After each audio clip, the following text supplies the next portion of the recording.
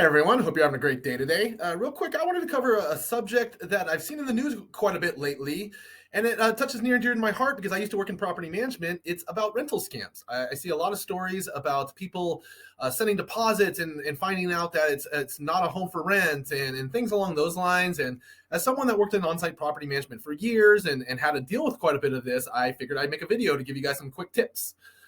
So one thing even, my corporate would have us do is go online and look at local Craigslist and Facebook ads to make sure none of my apartments were being listed fraudulently.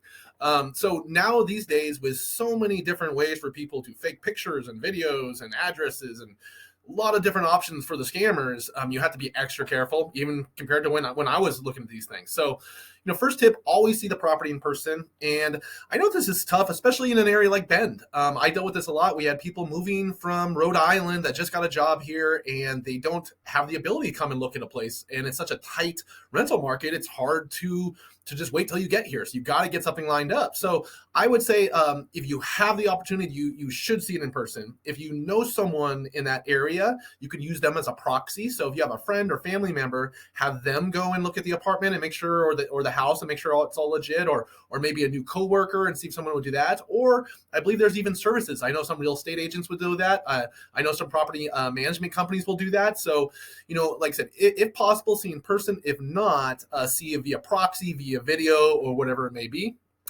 Next, meet the landlord or leasing agent in person. And again, this goes back to the last one. This can be difficult if you're not in the area, but either call them directly.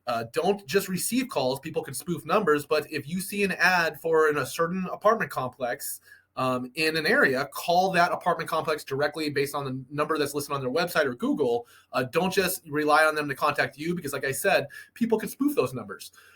Or same thing with a house. Call up if it lists a certain property management company. Make sure you call them directly and don't just communicate via Craigslist or Facebook or email because again, people are pretty sneaky and lots of ways to spoof different things these days.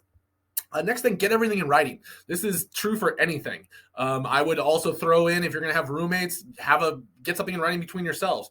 Always get everything in writing, protect yourselves, look it over very carefully. And that leads into the next one, review the lease carefully. So, most places, legit places are going to be using pretty standardized leases that come from the state's rental area that they're in.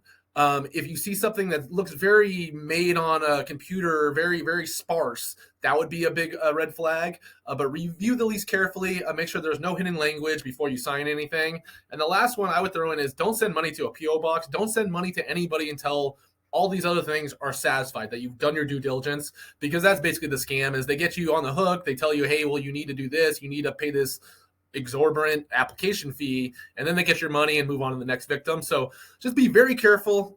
Don't send money to anybody before you got all this stuff realized. And if you guys have any questions, I'm more than happy to talk about this or loans. Have a great day, everybody.